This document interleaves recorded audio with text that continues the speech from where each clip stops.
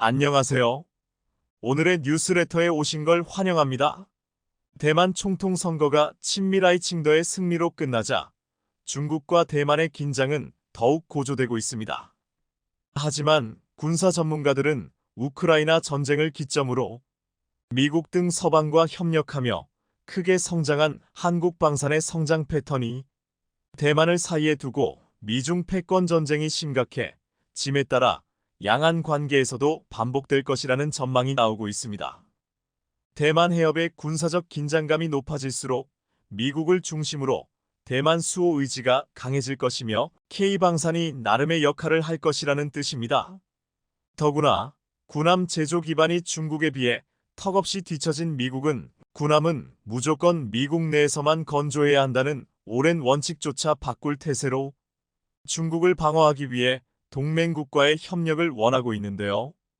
특히 한국의 역할에 대해 많은 기대를 걸고 있습니다. 미국의 이러한 의지는 이번에 미국이 처음으로 발표한 국가방산전략 NDIS에 잘 나타나 있었습니다. 앞으로 35년간 미 국방부의 방위산업 투자를 좌우하게 될 미 국가방산전략에 대체 어떤 내용이 있길래 한국에 대한 기대가 커지고 있는 것인지 오늘은 이 소식 자세히 알려드립니다. 미국 국방부가 지난 11일 공개한 국가방산 전략은 앞으로 10년이 미국 방산 분야에 결정적 10년이 되리라는 강력한 경고에 따른 조치라고 볼 수 있습니다. 미국이 처음으로 마련한 이번 국가방산 전략은 냉전 이후 성장해 온 중국의 방산 역량에 대한 경계심과 그에 따른 미국의 위기감이 가득 담겨 있었습니다. 무엇보다 아예 이렇게 대놓고 중국을 거론했습니다. 지난 30년이 넘는 기간 동안 중국은 여러 핵심 세계 방산 강국이 됐다. 특히 조선과 핵심 광물, 반도체 등 분야에서 중국의 산출 역량이 미국은 물론이고 핵심 유럽아시아 동맹국의 역량을 모두 합친 수준을 넘어섰어다.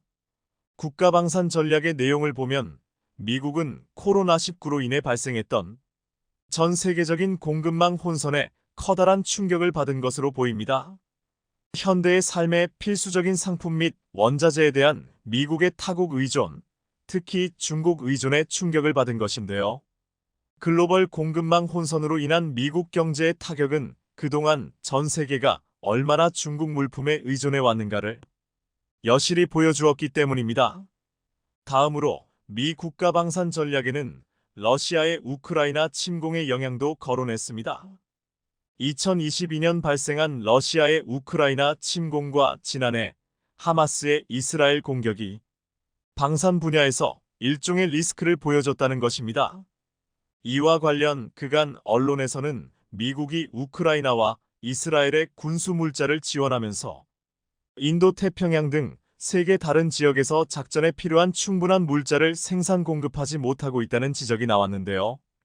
그래서 이제 미국 정부는 방산 분야를 발전시키기 위해 민간 방산 분야는 물론 동맹국들과 지속적인 협력을 이어나가겠다고 밝혔습니다. 그러면서 미국 의국 동맹국들, 호주, 캐나다, 유럽연합 EU, 인도, 이스라엘은 물론 한국과 대만, 영국 등과 공동의 가치와 대중적 지지 등에 기반한 프렌드 쇼어링, 즉 우방과의 공급망 구축 확대가 필수적임을 강조하고 있었습니다. 미국 혼자만의 힘으로는 안 되니 우방들과 공급망 다변화를 위해 연대하고 협력해야 한다는 의미입니다. 여기에 한국은 아주 중요한 동맹 중 하나로 인식되어 있었으며 강조되어 있었습니다. 군사 전문가들은 미국의 이러한 변화가 한국 방산에 또 다른 기회를 줄 것이라고 전망하고 있습니다. 이미 우크라이나 전쟁으로 인해 포탄에 대해서는 미국과 우방국들의 공급망 연대가 이뤄지고 있습니다. 미국의 긴급 요청으로 한국의 포탄이 나토에 진출하기 시작했고 영국도 포탄 생산량을 10배 늘리겠다고 발표함에 따라 한국의 포탄 생산 능력이 전 세계적으로 중요해졌기 때문입니다. 한화 에어로스페이스는 영국 방산업체 BAE 시스템즈와 1,759억 원 규모로 NATO 회원국이 사용하는 155포탄의 모듈화 장약 공급 계약을 체결했다고 밝혔습니다. 한국이 NATO 표준 155포탄에 적용되는 장약을 수출한 것은 이번이 처음으로 한국이 유럽 표준 포탄을 수출할 능력이 됨을 입증한 것입니다. 포탄만이 아닙니다. 최근 영국 및 독일의 방산 기업들이 한국을 잇따라 방문하고 있습니다. 최근 영국을 대표하는 글로벌 방산 기업인 밥콕 인터내셔널이 하나오션을 방문해 글로벌 잠수함 시장의 수요에 맞춘 최적의 솔루션을 제공하기 위한 방안을 협의하고 돌아갔습니다. 밥콕은 영국과 캐나다 등지에서 잠수함의 생애주기간 후속 군수 지원, 즉 ISS를 전담하는 기업으로서 잠수함 유지보수, 부품 조달 분야에서 독보적인 실적과 역량을 보유한 글로벌 전문 방산 기업인데요. 최근 글로벌 잠수함 수출 시장 공략에 속도를 내기 위해 세계 최고의 디젤 잠수함 경쟁력을 보유한 하나오션과의 협력 강화에 집중하고 있다는 평가입니다. 밥콕은 현재 하나오션이 건조 중인 장보고 3 프로젝트에도 참여해 제품의 기술적 고도화를 지원하고 있는데요. 밥콕의 닉하인 총괄은 하나오션을 방문한 자리에서 이렇게 말했습니다. 현재 글로벌 방산업계에서 주목하고 있는 장보고 3잠수함을 탄생시킨 하나오션의 기술 역량과 연구개발 노력을 한눈에 볼 수 있는 매우 흥미로운 방문이었다.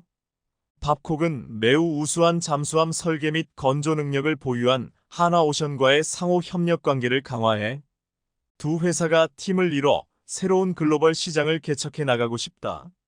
하나오션은 쫄란드 오르카오 RKA 프로젝트와 캐나다 잠수함 프로젝트에 한화의 장보고 3잠수함을 제안하고 있는데요. 이미 이 과정에서 밥콕 인터내셔널과의 협업을 통해 수주 경쟁력을 높이고 있습니다. 또한 하나오션은 지난해 6월부터 밥콕 캐나다와 손잡고 잠수함 정비 기술 교류 세미나를 개최하는 등 잠수함 정비 및 군함 유지, 보수, 정비 프로젝트를 수주하기 위한 준비 작업을 착착해오고 있었습니다. 또한 하나오션은 최근 독일 방산업체 가블러 게이벌러와 잠수함 양강 마스트 분야 유지 보수 정비 MRO 사업을 위한 기술 협약을 체결했습니다. 양강 마스트는 잠수함 상부 구조물에 설치되는 장비로 잠망경, 레이더, 통신기 마스트 등이 있는데요. 이번 기술 협약으로 한국은 대한민국 해군 잠수함의 양강 마스트 MRO 사업에 관한 기술력을 높이고 군함 수출과 수출 이후 MRO 사업 수주를 위한 경쟁력도 확보하게 됐습니다. MRO 사업은 일본도 눈독을 들이고 있는 중요한 사업입니다. 실제로 독일이나 영국 등 주요 방위산업체는 잠수함 등을 수출한 뒤 30년 이상 MRO 사업을 통해 지속적인 수익을 창출하고 있는데요. 그래서 하나오션 역시 세계 시장에서 큰 관심을 받고 있는 장보고 3잠수함을 수출한 후 군함 유지보수 사업, MRO 사업까지 수주해 30년 이상 지속적인 수익을 창출하는 것으로 목표로 하고 있습니다. 특히 미 군함의 유지 보수 사업을 수주한다면 국내 조선업계는 든든한 수익원을 얻게 될 것으로 커다란 기대를 하고 있는데요. 미국은 이미 자국 내 군함 유지 보수 사업, 즉 MRO 시설 자체가 붕괴되어 이제 해외에 맡길 수밖에 없는 상황이 되어 있습니다. 그런데 한국은 조선업 강국이면서 군함 건조를 위한 최적의 환경을 갖추고 있는 데다가 하나오션을 비롯한 잠수함 건조 능력 및 유지 보수 기술까지 갖춘 회사들이 많아 미군의 선택지로서 이보다 더 좋은 나라는 없기 때문입니다. 미국 내에서조차 미국이 군대를 증강할 예산상 여력이 있어도 방위산업 등 제조업 기반 붕괴 때문에 중국에 밀릴 수 있다는 지적이 제기된 바 있습니다. 돈이 있어도 미국 내에서도 군함을 제조할 노동력도 기술자도 부족하다는 이야기입니다. 전문가들은 지난 2년간 중국 해군은 구축함 순양함 17척을 증강했는데 미국은 현재 같은 수의 함정을 건조하는 데 6년이 걸린다며 미국은 군함을 빠르게 대량 건조할 능력이 없다고 잘라 말하고 있습니다. 그래서 아예 월스트리트 저널 WSJ는 애초에 건조 유지 비용을 염두에 두고 설계하는 한국 구축함을 참고해야 한다고 한국을 콕 집어 추천하기도 했는데요. 한국 조선업체들은 민간 부문 경험을 바탕으로 건조 유지 비용을 염두에 두고 군함을 설계하기 때문입니다. 대표적으로 한국의 이지스 구축함은 동급인 미국 함정보다 무게가 더 나가지만 복잡한 원지 장비 월 지작업이 쉬워 비용을 절감하고 있습니다. 그런데 지난 5월 일본 언론들은 일제히 이런 보도를 했습니다. 미 해군이 일본의 민간 조선 시설에서 자국 전투함정을 수리하고 향후 미일 공동으로 일본에서 전투함정을 제조하는 것을 기대하고 있다. 한 발 더 나아가 이렇게 호들갑을 떤 언론도 있었습니다. 니케이는 미 해군 전투함 수리에 일본 민간 조선소 이용 타진, 향후 미일 공동 전투함 제조도라는 기사에서 미 정부 관계자를 인용해 주일 미국 대사가 중심이 돼 국방 예산을 결정하는 미국 의회나 일본 방위성 외무성 그리고 일본 민간 조선소를 접촉하기 시작했다며 1차 후보지는 요코하마, 교토부 마이즈루, 히로시마현 구레 등 일본 해상자위대 함정을 수리하는 민간 조선소이며 주일 미국 대사관은 이러한 조선소를 운영하는 미쓰비시 중공업 가와사키 중공업 등 조선 대기업 경영진에게 비공식적으로 이를 타진했다고 전했습니다. 사실 지난 5월까지만 해도 분위기는 이렇게 일본으로 기울어가고 있었습니다. 그런데 최근 미국의 의중이 한국으로 유턴하고 있는 게 감지되고 있습니다. 지난 11일 미 국방부가 발표한 국가방산 전략에서 동맹국들의 역할, 특히 한국의 역할을 강조함으로써 조선업 강국 한국이 미 군함의 MRO 사업을 수주할 중요한 후보로 떠오른 것인데요. 이 같은 분위기를 감지한 하나오션은 이미 지난 여름 군함 유지보수 MRO 사업에 진출한다고 발표했습니다. 그러더니 최근 국내 조선업체 대표단이 미 헌팅턴 잉걸스 조선소를 방문하는 등 미국과 한국 두 나라 간 군함 유지보수 사업의 협력이 급물살을 타고 있습니다. 중국의 국방력 강화와 무섭게 치고 올라오는 중국 군함 건조 능력을 우려하는 미국 등 서방 국가들에 의해 군함 유지보수 시장에 대한 수요가 커질 것이라는 전망이 우세한 가운데 한국은 MRO에만 한 해 139억 달러, 약 18조 2천억 원의 예산을 쏟아붓는 미국의 첫 번째 예비 고객 명단에 오를 것으로 전망됩니다. 최근 전 세계 해군 관계자들이 한국의 총집합해 경악을 금치 못했다고 합니다. 다름 아닌 대한민국의 최신형 잠수함을 목격한 것으로 한국 잠수함의 엄청난 기술력을 눈으로 보고 놀라움을 감추지 못한 건데요. 세계 최강의 기술력을 보유한 한국은 아시아 최초의 잠수함 수출국이라는 타이틀을 넘어 이제 세계 시장에서 명품 잠수함 명가의 존재감을 제대로 드러내고 있다는데 이에 대해 자세히 알아보겠습니다. 북한 미사일 도발 징후를 사전에 포착해 발사 전에 제거하는 킬체인의 핵심 전력인 3000T급 잠수함 신체호함이 전 세계 해군 관계자들의 뜨거운 시선을 받고 있다고 합니다. 방산업계에 따르면 지난 4일 우리 해군에 인도된 신체호함 인도식에 캐나다, 사우디, 폴란드, 호주, 필리핀, 미국, 영국 등 해외 9개국 해군 관계자들이 총집결하는 등 화려한 장관이 펼쳐졌습니다.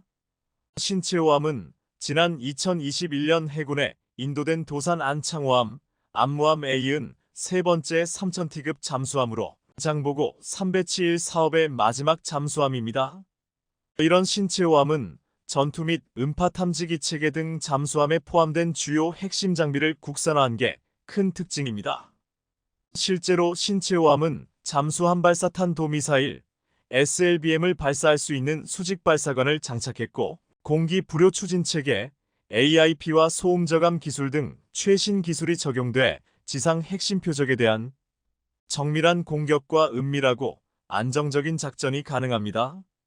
AIP는 축전기 충전을 위해 공기가 필요한 디젤 전기 추진 체계와 달리 함내에 저장된 산소 및 연료 전지를 사용해 수중에서 축전지 충전과 추진에 필요한 전원 공급이 가능한 시스템을 뜻합니다. 그런데 이번 신체호함 인수식이 열린 HD 현대중공업 울산 조선소에 우리 해군 관계자들 말고도 특별한 손님들이 모여 잠수함 명가의 위상을 한껏 드러냈는데요. 지난 1992년 독일로부터 1200톤급 장보고 이를 최초 도입한 이후 국내 기술력으로 최초 연구개발한 전략급 잠수함 1단계 사업을 성공적으로 마친 특별한 자리인 만큼 전 세계 해군 관계자들이 모여 기쁨의 순간을 함께한 겁니다. 실제로 이번 행사에는 앞서 말씀드렸던 것처럼 캐나다, 폴란드 등 해외 8개국 해군 주요 관계자들이 참석하면서 이목을 집중시켰습니다. 이를 두고 방산업계에서는 높아진 한국산 잠수함의 대외 위상과 신규 잠수함 도입을 계획하고 있는 국가들의 뜨거운 관심을 그대로 보여줬다고 평가했습니다. 그것도 그럴 것이 해외 군과 정부 관계자들이 진수식도 아닌 인수식에 대거 참석한 건 이례적인 일로 세계적으로 주목받는 한국 방산의 영역이 한국 함정으로까지 확산되고 있음을 보여준 신뢰라고 볼 수 있습니다. 그리고 이번에 방한 해외 8개국 해군 주요 관계자들은 우리 군 잠수함 운용부대의 정비훈련 장비와 하나오션에서 제작 중인 장보고 3배치 1엘 건조시설을 확인하는 특별한 시간을 가졌습니다. 이날 마이클 맥도날드 캐나다 연방상원 의원, 마이클 제이콥슨 호주 잠수함 사령부 국장, 파울 두클로스 주한 페루 대사 등은 신체호함을 비롯해 이지스함 정조대왕함, 호위함 충남함을 차례로 둘러보며 한국의 건조 기술에 놀라움을 금치 못했다는 후문입니다. 신체호함은 지난 2007년부터 시작한 장보고 3배치 1사업의 세 번째 잠수함인데요. 사실 이번에 인수식을 성공적으로 끝마친 건 우리 방산 역사에서 특별한 의미를 가집니다. 우리 해군의 핵심 전략 자산으로 역할을 수행할 수 있는 기반 환경을 조성했다는 점에서 안보 위상이 달라졌기 때문입니다. 방산업계에 따르면 앞서 대우조선해양, 지금의 하나오션이 건조한 선도함인 도산 안창호함은 2022년 8월, 이번함인 안무함은 작년에 각각 실전 배치됐었습니다. 배치 1의 업그레이드 버전인 배치 2는 지난 2021년부터 두 척은 건조가 시작됐고 올해 초 3번함이 새로 제작에 들어갔습니다. 배치는 전력화에 장기간이 걸리는 함정을 개발할 때 업그레이드 단계를 구분하는 용어입니다. 이렇듯 우리 군이 짜놓은 계획에 맞춰 착착 진행된다면 해군은 오는 2030년 무렵에는 최소 6척의 최신형 잠수함을 확보할 수 있게 될 전망입니다. 사실 신체호함은 잠수함 발사 탄도미사일을 탑재한 세 번째 잠수함으로 북한의 미사일 공격에 대응하는 킬체인의 핵심 전력으로 꼽힙니다. 다시 말해서 SLBM 운용이 가능한 3,000톤급 잠수함 신체호함이 이번에 해군에 인도되면서 우리 군은 2021년 도산 안창호함, 작년 안무함 에이어 SLBM을 쓸 수 있는 잠수함 3척을 보유하게 된 겁니다. 특히나 신체호함은 물 위로 떠오르지 않고도 잠수함 내에서 산소를 생산해 엔진에 공급할 수 있는데 신체호함의 위력을 실감케 하는 영상을 보면 모두들 경악을 금치 못합니다. 잠수함에서 쏘는 탄도 미사일, SLBM 수중 발사는 엄청나게 위협적인데 실제로 그 모습은 바닷속에서 탄도 미사일이 용처럼 솟구쳐 오르며 순식간에 목표물을 향해 날아가 표적을 정확히 맞춥니다. 이런 이유로 신체호함이 전력화되면 최근 북한이 탄도미사일과 극초음속 미사일을 잇따라 발사하는 상황에서 북한의 도발을 억제하는데 핵심 역할을 할 것으로 기대되고 있는 상황입니다. 신체호함이 조국 해양수호의 선봉에서 서서 최상의 전투력을 발휘해 주길 바라는 이들이 많은 것 같은데요. 이렇듯 우리 독자 기술로 개발한 세계 최고 수준의 잠수함인 신체호함은 8개월 동안의 작전 수행 능력 평가를 거친 후 올해 연말쯤 우리 해군에 실전 배치될 것으로 보입니다.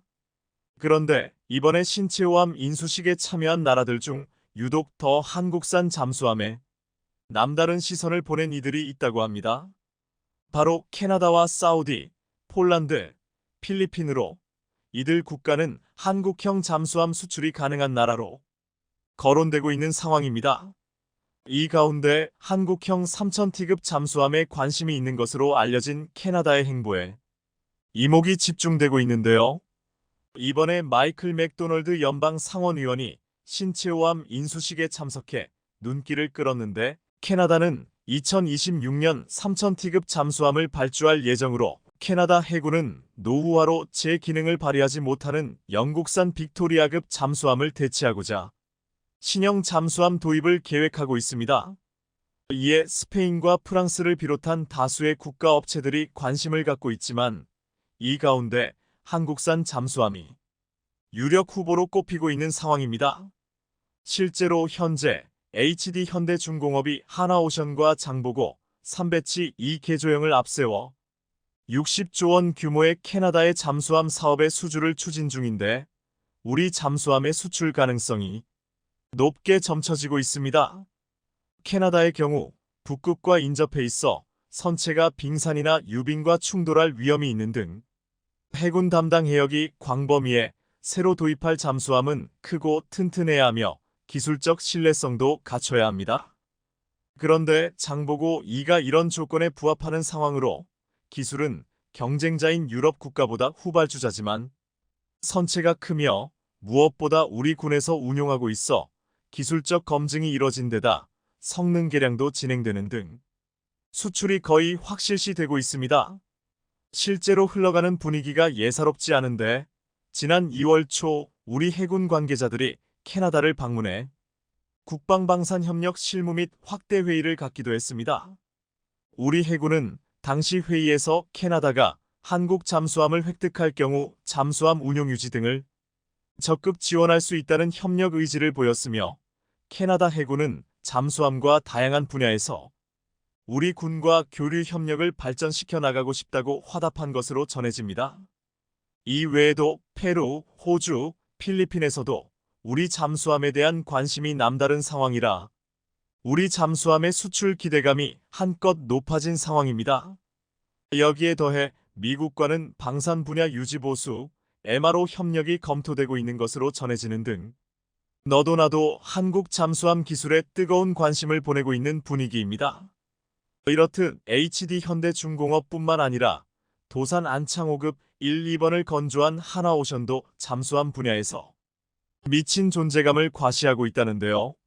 실제로 지난 5일 하나오션은 미국, 호주 등 해군 관계자들에게 우리 군이 운용 중인 장보고 1, 2, 3잠수함을 건조한 탁월한 기술력과 건조 역량을 선보이는 등 해외 수출 시장 선점을 위한 고삐를 바짝 조였습니다.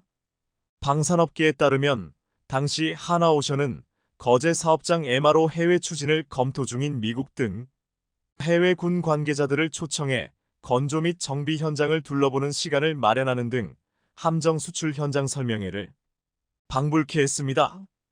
현재 하나오션은 최신의 장보고 3배치 2잠수함을 건조 중인 동시에 우리 군이 운용 중인 1200톤 장보고 1급, 1800톤 장보고 11급 잠수함에 대한 창정비 및 성능 개량 사업도 진행 중입니다.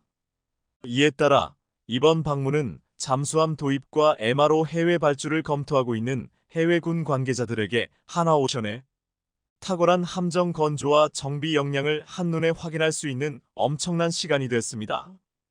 향후 잠수함 도입을 검토하고 있는 해외 국가들은 이번 현장 방문을 통해 하나오션이 잠수함 건조와 안정적인 성능 유지, 개량 역량을 보유한 조선소임을 재차 확인하는 기회가 됐는데요. 실제로 지난 2월 하나오션을 방문했던 미 해군성 카를로스 델 토로 장관에 이어 이번에 방문한 미국 군 관계자들도 하나오션의 MRO 능력에 다시 한번 경악했다고 합니다. 이번에 하나오션의 세계 최고 수준의 잠수함 기술력에 감명받은 놀란 바크하우스 미 영사는 하나오션의 미 해군 함정 유지 보수 운영 사업에 대한 역량이 매우 인상적이라며 앞으로 다양한 분야에서 협력이 있었으면 한다며 군침을 흘렸다고 합니다. 이렇듯 이번에 하나오션의 세계 최강의 잠수함 건조 기술을 제대로 보여주는 기회가 된 것으로 보이는데요. 그것도 그럴 것이 대한민국은 현재 세계 최강 성능을 보유한 장보고 3배치 1L 잠수함을 전면에 내세워 폴란드, 사우디, 캐나다, 필리핀 등의 잠수함 수출을 전략적으로 노리고 있는 상황인데요. 사무소 배치 2급 잠수함은 성능에서 따라올 다른 경쟁자가 없는데 앞서 해군에 인도된 배치 1급 잠수함인 도산 안창호함보다 더 크고 더 많은 무장을 운용할 수 있으며 성능이 향상된 전투체계와 소나체계가 탑재됩니다. 또한 3000T급 잠수함 중 세계에서 두 번째로 리튬 전지를 탑재해 보다 높은 수준의 은밀성과 수중작전 능력을 보유하는 등 북한과 일본과의 군사적 경쟁 상황 속에서 우리 해군의 기술적 우위를 확보할 수 있는 전략 무기로서 역할을 할 것으로 보입니다. 특히나 세계 최초로 AIP와 리튬이온 배터리를 동시에 탑재해 현존하는 디젤 잠수함 중 최고의 자랑 지속 능력을 자랑하는 데다 어뢰, 순항미사일 등 다양한 무장을 운용할 수 있는 월등한 성능을 보유하고 있는데요. 명실상부 배치 2급 잠수함은 세계 최고의 디젤 잠수함으로 대한민국 국가안보의 획기적인 강화뿐만 아니라 글로벌 방산 수출 시장에서 한국 방산의 새로운 선두주자가 될 수 있을 것으로 보입니다. 한국 방산의 거침없는 질주가 이제는 무서울 정도입니다. 최근 엄청난 상승세를 보여주고 있는 한화에어로스페이스가 전 세계를 휩쓸고 있는 K9 자주포에 이어 최근 다른 무기도 경쟁사들을 압도하고 있다는 소식이 전해진 건데요.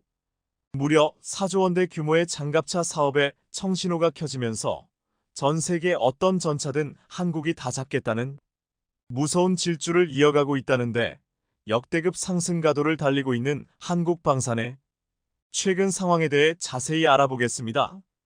얼마 전 방한한 루마니아 경제사절단이 한화에어로스페이스를 콕 집어 방문하겠다고 의사를 보이면서 1조 원대 규모의 K9 자주포 수출 계약이 임박했다는 소식이 조심스레 흘러나오고 있습니다. 방산업계에 따르면 지난달 26일 슈테판 라두 오프레아 경제기업 관광부 장관이 이끄는 루마니아 사절단은 한화에어로스페이스 본사를 찾아 임원진들과 긴밀한 이야기를 주고받은 것으로 전해졌습니다.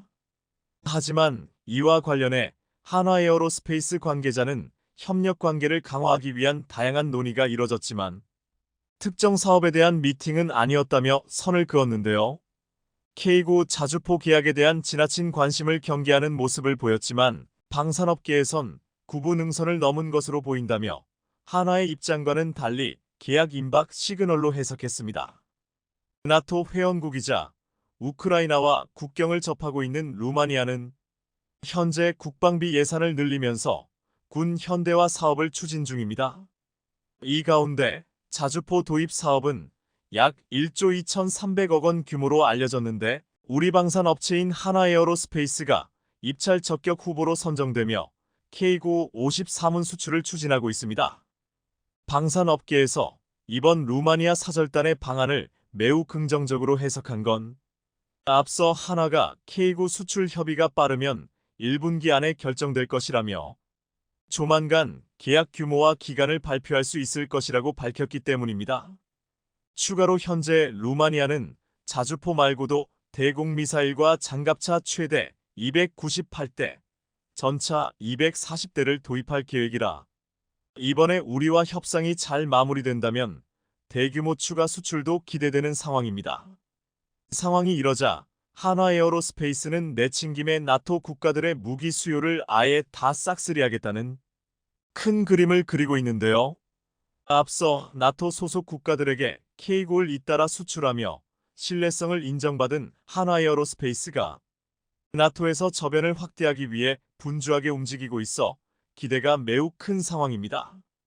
과거 냉전 시기 북미와 유럽 등 서방 국가들이 소련에 대응해 맺은 군사동맹인 나토는 동맹국 간방산 체계를 통일하고 표준화해 유사시에 무기를 지원하는 체계를 구축하고 있습니다. 이런 이유로 무기 표준화는 나토의 핵심으로 꼽히고 있는데 최근 한국 방산이 그 역할을 수행하고 있는 상황인 겁니다. 실제로 얼마 전 한화에어로스페이스는 영국의 나토 표준 규격 포탄용 모듈화 장약을 처음 수출했고 나토 소속 국가의 K9 추가 수출과 장갑차 최초 수출도 타진 중입니다. 그리고 이번에는 한화에어로스페이스가 K21 보병 전투장갑차로 라트비아 육군의 4조 원 규모의 장갑차 교체 사업에 도전장을 내밀었습니다. 방산업계에 따르면 현재 라트비아는 2028년까지 노후화한 영국산 구형 궤도형 장갑차 CVRT를 대체할 장갑차를 찾고 있습니다. 도입 규모는 약 100대로 사업 규모가 무려 4조 원에 달하는 것으로 알려지면서 군침을 흘리고 있는 국가가 많은 상황입니다. 장갑차는 차체에 강철판을 더 씌워 전장에서 병력을 안전하게 수송하면서 동시에 포탑으로 공격까지 할 수 있는 차량으로 특히나 라트비아에 시급히 도입돼야 할 무기로 꼽힙니다. 발트해 남동 해안에 위치한 리트비아는 러시아와 맞닿아 있어 국방력 강화가 시급하기 때문입니다. 여기에 더해 라트비아 땅이 대부분 평야지대이기에 러시아 군의 진격을 막기 위해서는 강력한 전투력이 필요합니다. 이러한 전장에서는 전차전이 특히 힘을 많이 발휘할 수 있기 때문에 강력한 화력이 필수적인데요. 라트비아 K-21 경쟁 모델 압도, K-21 장갑차가 경쟁 모델들을 압도하며 독보적인 존재감을 보이고 있어 현지에서 엄청난 화제가 되고 있다고 합니다. 라트비아 역시 지난 2004년 나토에 가입한 만큼 나토 표준 무기로 자리 잡고 있는 한국산 무기를 원하고 있는 중으로 성능까지 압도적인 K-21의 매력이 흠뻑 빠졌다고 합니다. 실제로 K-21에는 중거리 대전차 유도무기 현궁, 전술형 유도무기 첨검 등 다양한 국산 미사일을 탑재해 전차 대결에서 유리한 조건을 만들어낼 수 있어 러시아 군을 대항할 비장의 카드가 될 것으로 보입니다. 이런 이유로 티르키의 오토카르의 틀파 장갑차, 오스트리아 스페인 합작사 GDELS의 아스코드 장갑차를 채지고 한화에어로스페이스의 K-21가 최종 승리를 거머쥐게 될 가능성이 크다는 관측이 나옵니다. 실제로 작년 11월 라트비아 국방부는 이들 세 기종에 대한 현지 시험 평가를 마쳤는데요. 당시 라트비아 군 당국이 꼽은 K-21 장갑차의 강점은 군 운용 경험과 독보적인 화력이었습니다. 기존 K-200 계열 장갑차의 단점을 보완해 만들어진 K-21은 2009년부터 양산에 돌입해 지금까지 460여 대가 우리 육군에서 운용되고 있는 중입니다. K-21에는 40기관포가 장착되는데 이 기관포에 날개 안정 분리 철갑탄을 탑재하면 1km 이상의 거리에서도 10만 132개의 철판을 관통할 수 있습니다. 또한 K-21은 750마력 엔진을 장착해 평지에서는 최대 시속 70km, 험지는 시속 40km로 주행할 수 있는 것으로 알려졌습니다. 여기에 더해 수륙 양용 기능도 있어 차체 양옆의 부력난과 전면의 파도막 기판을 활용해 강물에서도 시속 6km로 전진할 수 있습니다. 육군에 따르면 K-21 탑승 인원은 승무원 3명, 보병 9명 등 총 12명입니다. 더구나 K-21에는 중거리 대전차 유도무기 현궁, 전술형 유도무기 천검 등 다양한 미사일을 탑재할 수 있어 강력한 화력을 자랑하는데 향후 패키지 거래도 노릴 수 있을 전망입니다. 얼마 전 한화에어로스페이스가 UAE에서 열린 방산 전시회에서 장갑차에 탑재할 수 있도록 기존 공대지 미사일을 지대지로 개조한 천검을 공개했었는데 바로 그 무기체계입니다. 향후 천검 미사일을 지상에서 활용한다면 먼 거리에서 적 기갑 차량을 격파하는 대전차 전투가 가능해질 것으로 보입니다. 이렇듯 다양한 파생형 모델이 계속해서 개발된다면 K-21 장갑차의 활용도도 무궁무진하게 열려 있는데 그렇게 되면 K-21을 향한 러브콜이 엄청날 것으로 전망됩니다. 사실 지금도 여러 면에서 K-21을 압도하는 장갑차가 존재하지 않기에 벌써부터 전 세계 장갑차 시장에서 독주가 예상되고 있는 상황입니다. 실제로 방산업계에 따르면 한화에어로스페이스는 작년 10월부터 3주 동안 라트비아 현지에서 기동 화력 평가를 받았는데 가장 높은 점수를 받은 사실이 확인됐습니다. 반면에 티르키의 툴파, 오스트리아 스페인 합작사 GDELS의 아스코드 장갑차는 30주포를 사용해 화력면에서 약하다는 평가를 받았다고 합니다. 여기에 더해 실제 운용 이력이 있는 기종은 K-21밖에 없는 상황이라 사실상 성능이 검증된 건 K-21뿐인 상황입니다.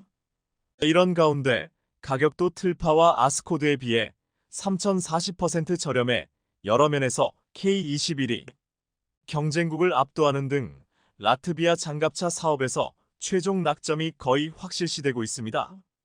특히나 K21은 한화에어로스페이스가 호주에 수출한 레드백의 기반이 된 장갑차이기에 다양한 형태로 현지 요구에 따라 개조할 수 있다는 점이 엄청난 매력인데요.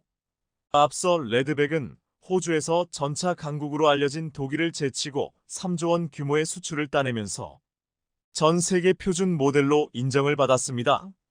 레드백의 경우 호주 현지 기후와 호주군 요구에 맞춰 개발된 모델로 이 레드백에 적용된 기술 가운데 라트비아 군에 필요한 것들을 추후 K21에 적용할 수 있을 것으로 보입니다. 그런데 전차 킬러로 불리는 K21이 내친김에 현대화 개량까지 한다는 소식이 전해졌는데요.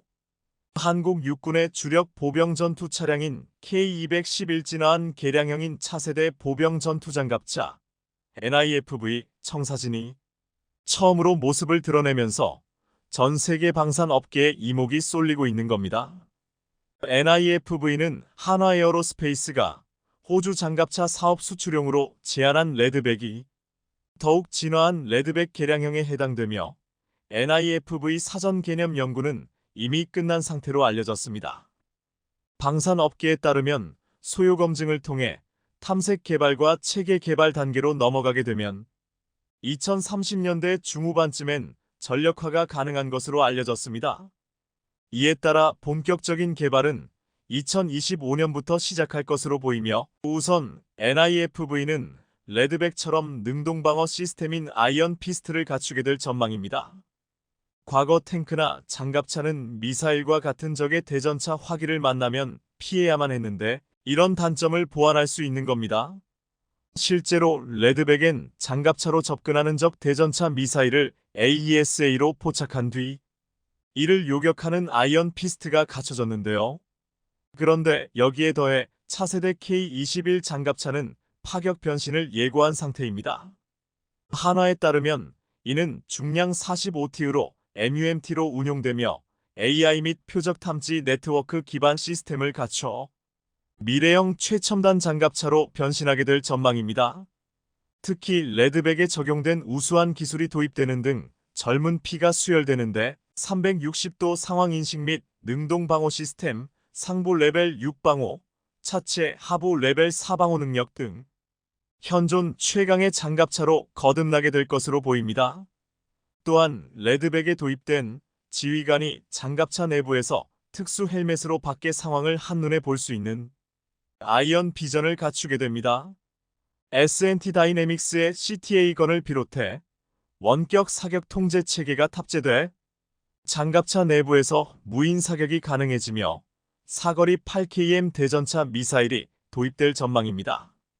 NIFV는 철이 아닌 복합 소재 고무 궤도를 채택하게 되는데 이에 따라 기존보다 주행 소음은 적고 기동 성능이 높아지는 한편 무게도 가볍기 때문에 연료도 크게 아낄 수 있어 경제적입니다. 무엇보다 고무 궤도와 함께 능동형 현수 장치를 갖추게 돼 K21의 단점을 보강할 것으로 보입니다. 실제로 능동형 현수 장치는 장갑차 주변의 상황을 센서로 파악해 속도를 줄이지 않고 사전에 현수 장치를 가동해 험지에서도 기동력을 보장할 수 있을 것으로 예상되는데요. 나토 방산 시장에서 입지를 점차 넓혀나가고 있는 한국 방산의 활약이 기대가 되는 이유입니다. 얼마 전 열린 MADEX 2023에선 한국형 항공모함의 실체가 드러나면서 전 세계 방산업계 관계자들로부터 우레와 같은 박수와 함성이 나와 큰 화제가 됐습니다.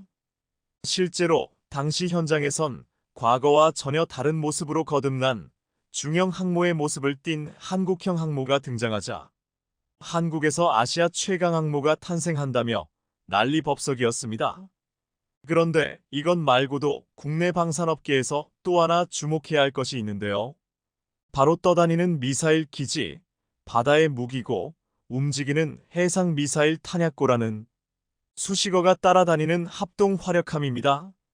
실제로 합동화력함은 괴물 미사일 현무 500발을 퍼붓는 등 단 한 발만으로도 단숨에 북한을 초토화시킬 수 있는 역대급으로 벌써부터 북한을 벌벌 떨게 하고 있다는데요.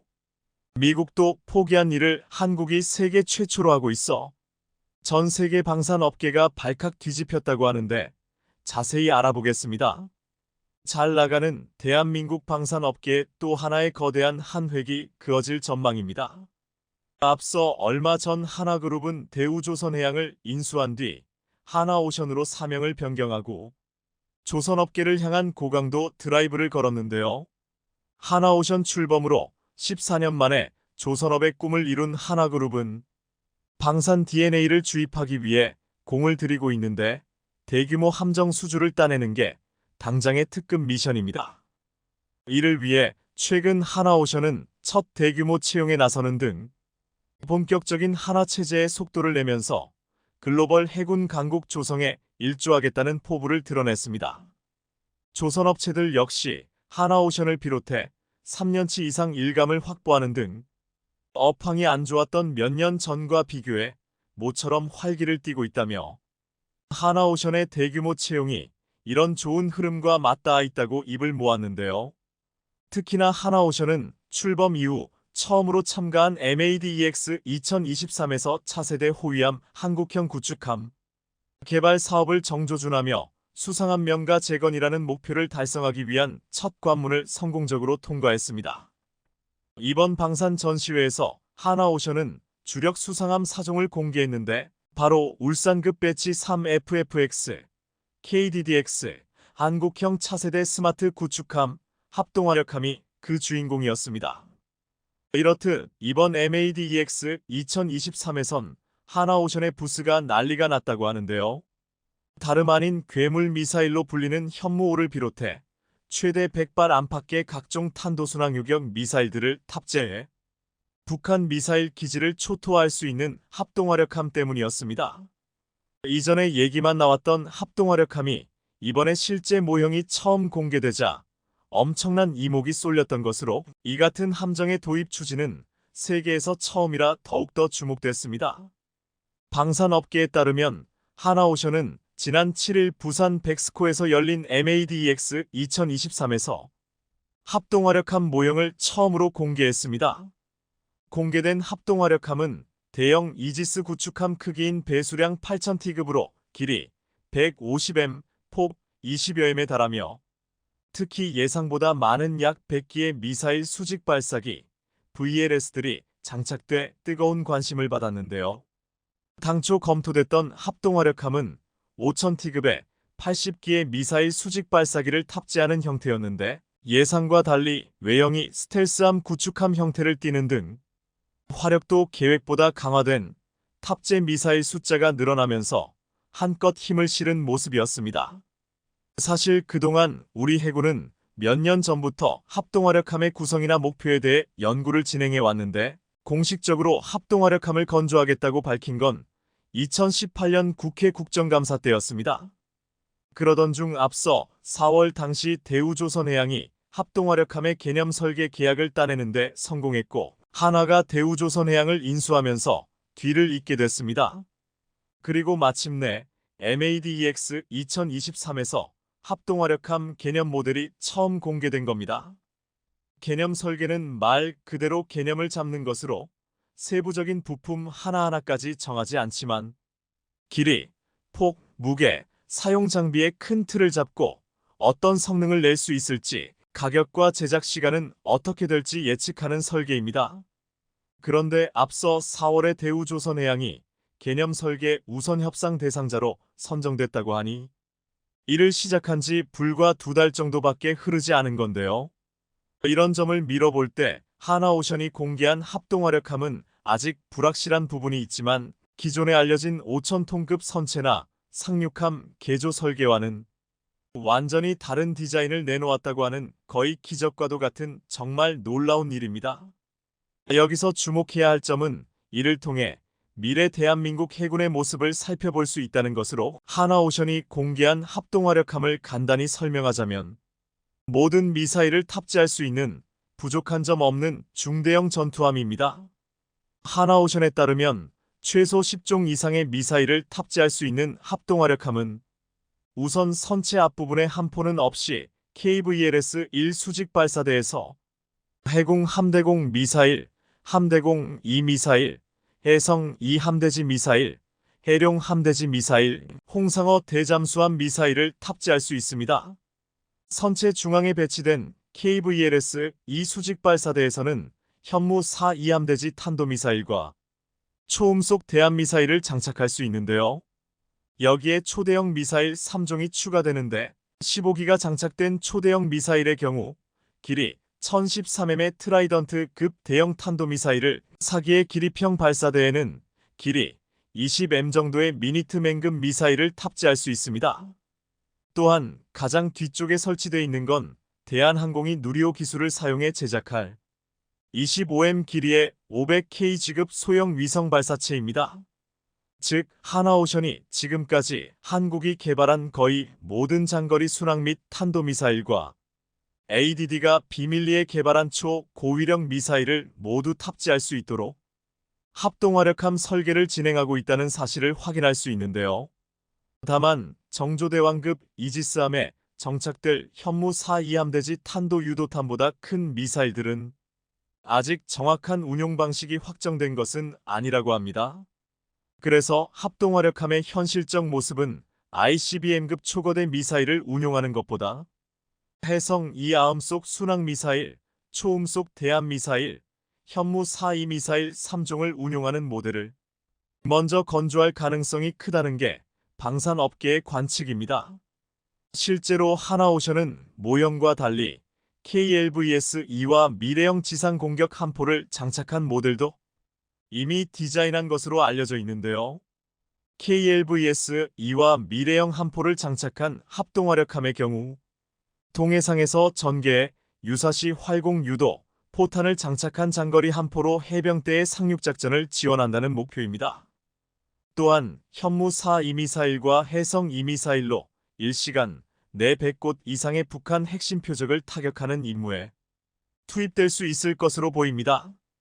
특히나 합동화력함의 스펙 중 가장 관심을 끌고 있는 건 함정 뒤편에 있는 길이 20m가량에 달하는 4기의 기립형 발사대인데요. 이는 평양 주석군과 지하 100m 깊이에 있는 이른바 김정은 벙커를 한 발에 무력화할 수 있는 괴물 미사일 현무5를 탑재하기 위한 것으로 분석되고 있습니다. 현무5 4발이면 주석궁 일대 등 북한 권력의 중심부를 초토화할 수 있는 수준이라 떠다니는 미사일 기지라고 해도 과언이 아닙니다. 대북 대량 응징 보복 핵심 무기인 현무5는 세계 최대 중량인 89톤의 탄두를 탑재하는데 실제로 탄두 중량을 줄일 경우 3000km 비행할 수 있어 중거리 탄도미사일로 전환될 수도 있습니다. 앞서 올해 초 시험 비행에 성공한 고체 연료 위성 발사체로 인해 현무 5개발의 가속도가 붙으면서 합동화력함에 탑재될 일만 남았는데요. 물론 한국 해군은 합동화력함이 아니더라도 현재도 수상함과 잠수함으로 지상공격 임무를 수행할 수 있습니다. 그러나 합동화력함은 수상함과 전투기들과 달리 일시에 지상 목표에 대규모 화력을 퍼부을 수 있다는 장점이 있어 오롯이 지상공격에 집중하는 함정이라는 점이 다릅니다. 합동화력함의 또 다른 이점은 포착이 어렵고 공격 수단도 마땅치 않다는 점으로 북한이 자랑하는 특수전 부대들의 공격도 쉽게 피할 수 있습니다. 한국이 이렇게 합동화력함에 공을 들이고 있는 건 미국조차 포기한 그야말로 아무도 닿은 적 없는 미지의 영역에 처음 도전하는 전투함이라서 그렇습니다. 앞서 1990년대 미 해군은 토마호크 함대지 크루즈 미사일이 걸프전에서 크게 활약하자 크루즈 미사일 수백 발을 대량으로 탑재한 아스널 10의 건조를 추진했었습니다. 가성비를 살리기 위해 강력한 스텔스 성능을 갖추되 함정 방어 미사일과 함포는 탑재하지 않고 미사일만 탑재한 병기고함이었는데 안타깝게도 논란이 많아 취소됐습니다. 우리 합동화력함이 세계 최초 사례라는 평가가 나오는 이유인데요. 군 당국에 따르면 합동화력함은 올해 안에 기본 설계를 완료하고 내년부터 상세 설계에 착수해 2020년대 후반까지 도입하는 목표를 갖고 있다고 합니다. 북핵 위협이 날로 고도화되는 지금 당장 전쟁이 나면 보복할 수 있는 가장 중요한 무기 체계가 바로 합동화력함인데요. 합동화력함의 탄도미사일은 몇 분 안에 즉각 북한의 핵심 목표 수십 곳을 타격할 수 있는 중요한 우리의 자산으로 우리 해군과 방위산업계가 머리를 맞대어 엄청난 결과를 내놓아 전 세계 방위산업의 새로운 역사를 쓰길 응원하겠습니다. 시청해주셔서 감사합니다.